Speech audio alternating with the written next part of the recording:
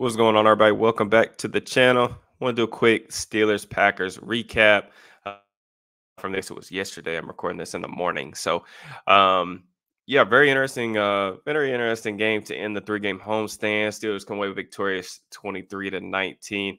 Another Steelers game that went all the way down to the buzzer. These games are just taking years off of mine, and I'm sure all of your all's lives as well. But the Steelers only know one way to win, man, and that's these kind of nail biting victories. But a win is a win at the end of the day. Want to kind of break down some of the things I was happy with, some of the things I thought could have been a little bit better, and then kind of where things stand as we move forward with back-to-back AFC North opponents, I believe, Cleveland and Cincinnati on the road after the Steelers have been at home for quite a while now. So let's start with the positives. We'll start on the offensive side of the ball. You know, the offense came out, got a couple touchdowns early, another opening drive score, which was really nice to see. We broke it down for the channel last week, their opening drive touchdown. Got another one this week. So it's nice to see them get off to a better start. I really thought that they punched Green Bay in the mouth early in this game, especially offensively, and kind of knocked them off balance a little bit. Really, very impressive game from the run game.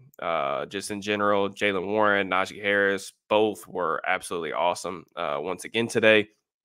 The Steelers are now trending very much in the right direction in terms of just season-long rushing numbers. You look at kind of where they rank league-wide right now. They're 10th in rushing EPA per play and 15th in success rate after being near the bottom of the league after the first month.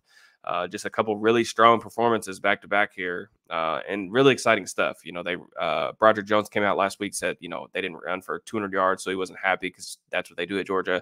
The Steelers ran for over 200 yards against this Packers team. We talked about, that I definitely thought that the Steelers were the better team. They were definitely the healthier team as well. But 205 rushing yards, like 183 of those, I think, were from the tailbacks, 5.7 yards per rush. Just really impressive stuff. I thought the offensive line did a really good job creating a lot of lanes. Very impressed. Little bit disappointed that it took a little bit longer than it should have, but the Steelers moving to more of this gap scheme up front and getting Broderick Jones inserted into the lineup has made all the difference, I feel like, for them, just in terms of being able to be more consistent, but also create some explosive plays in the run game. Just a lot of really good stuff from that regard. I thought Broderick played really well. Getting him on the move is nice. Also thought he played pretty well in pass protection. Rashawn Gary was the guy that we talked about. That was going to be his biggest test as a pass protector. We'll talk about the passing game and just kind of the things that they were doing. But I thought overall Gary didn't have really any effect on the game. So that's always a really good sign. I'm interested to see what the tape looks like from that perspective. But aside from Mason Cole having the one penalty, I think that negated a play, and then just some of the low snaps, which is a continual issue. The Steelers' offensive line was mostly pretty good on the afternoon. So I was really pleased with that. Really quiet game from the receivers. Deontay drew a couple of penalties. George Pickens had a really nice back shoulder catch off a nice throw from Pickett down the sideline, but really not much to speak of really from the passing game. Only about 120 passing yards. I think the game plan early, at least the last couple of weeks, has seemed to be a lot of quick hitting throws. We've talked about trying to find a way to get Kenny Pickett in rhythm, especially early in games. I feel like maybe some of that is geared towards that prerogative or whatever. But just over the course of the game, man, they're not getting anything from the passing game right now. It's becoming a little bit concerning just with how limited everything feels. Like, you just go look at the passing game charts. And I know, like, it's been like a 5-year thing that the Steelers don't use the middle of the field. They don't use play action. Like, we know all that stuff. But, they're not even attempting passes anymore in the middle of the field at all. The last 2 weeks, Kenny hasn't thrown a single pass in between the hashes. So had the one crosser on the Yankee concept that got called back due to offensive pass interference. We could probably talk about some of the officiating stuff that went the Steelers' way, went the Packers' way, whatever. But not going to go into that. Just in general, man, I thought Kenny was shaky, especially in a game that I tweeted this out and wrote about it for Steelers Now, but I thought that Kenny was going to have a good game just with the Packers, being down 3 members of the secondary. No Russell Douglas now in Buffalo, no Jair Alexander, no Darnell Savage. This was a really banged up secondary playing a lot of young guys and there was just nothing there. So definitely interesting stuff. I'm interested to see what the tape looks like. Really, the thing for Kenny, man, with some of their game plan stuff and things that they're doing offensively, and the run game being so good, and the way that they're winning games right now is just he's not turning the football over. I thought that that was definitely something that he deserved credit for over the first, 8, 9 weeks of the season, just because I do feel like he's taking good care of the football as he did last year for the most part as well. But I thought yesterday was more of a kind of luck thing than anything else. The throw to the sideline early in the game, Nixon couldn't get his second foot in bounds. That's why he plays defense. And even the quick throw to Warren on that third down, that had a really good chance to be pick six. So just some really curious decisions yesterday overall, and the really limited dropbacks. But interested to see what the tape is. If they're going to make a serious push, I mean, they're very much in the thick of things in terms of the AFC playoff picture.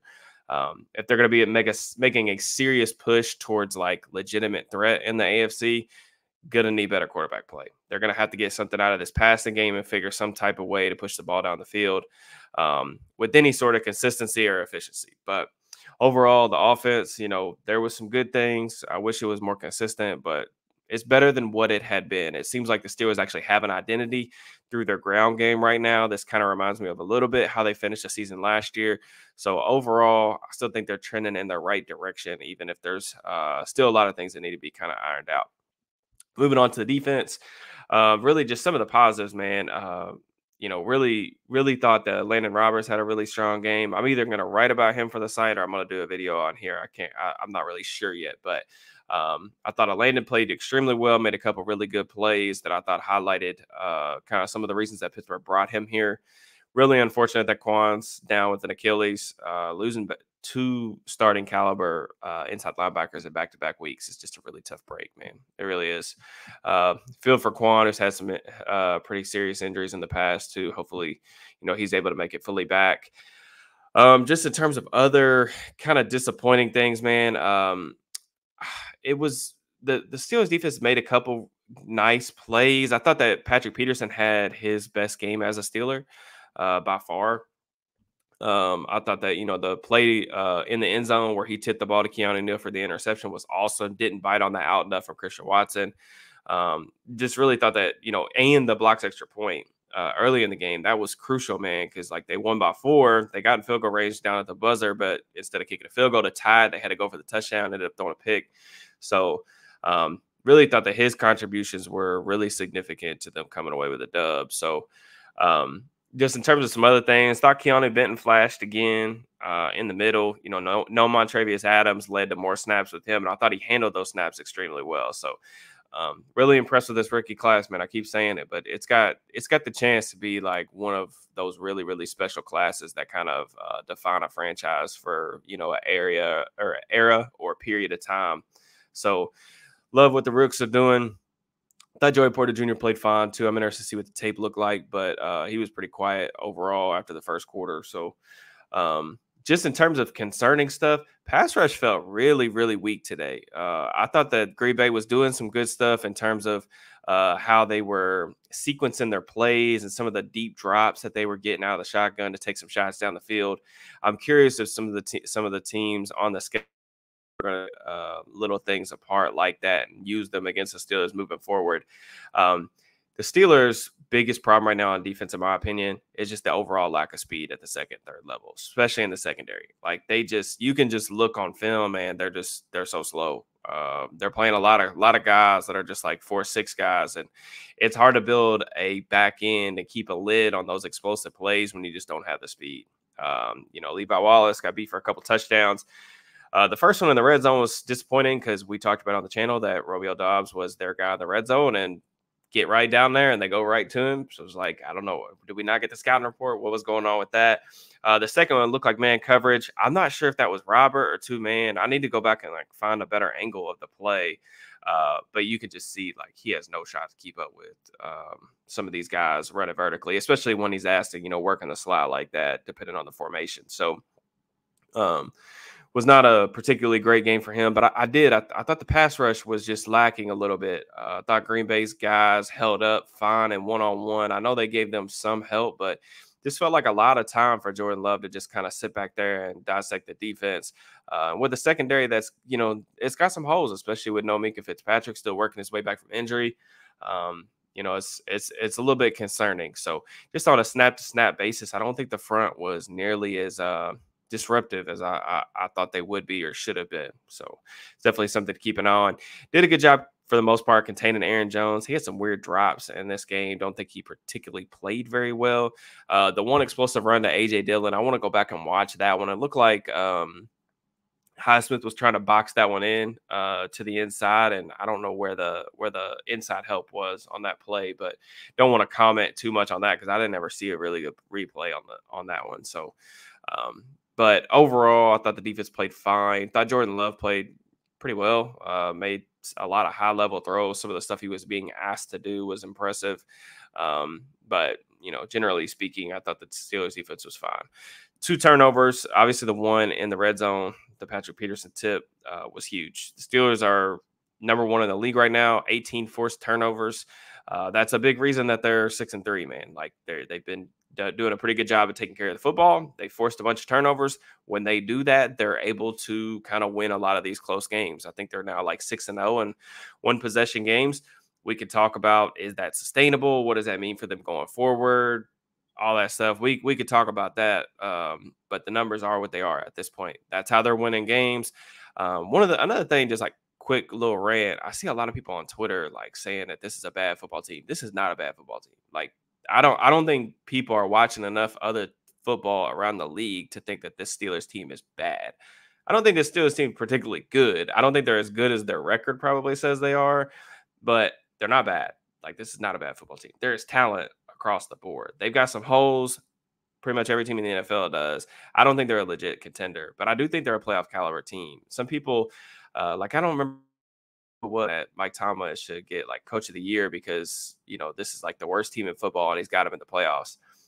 I mean, not saying that Tomlin doesn't deserve like praise for the job he's done. He absolutely does. But I mean, this is a talented football team. I don't know how you look at this team and just say like this team is just completely devoid of talent.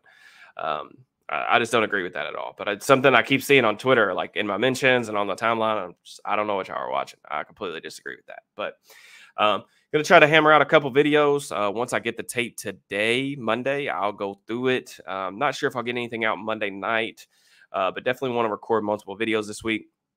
If you guys have stuff that y'all want to see, let me know, and I will try to see if I can get to those, whether in like an article form or a video form for the channel.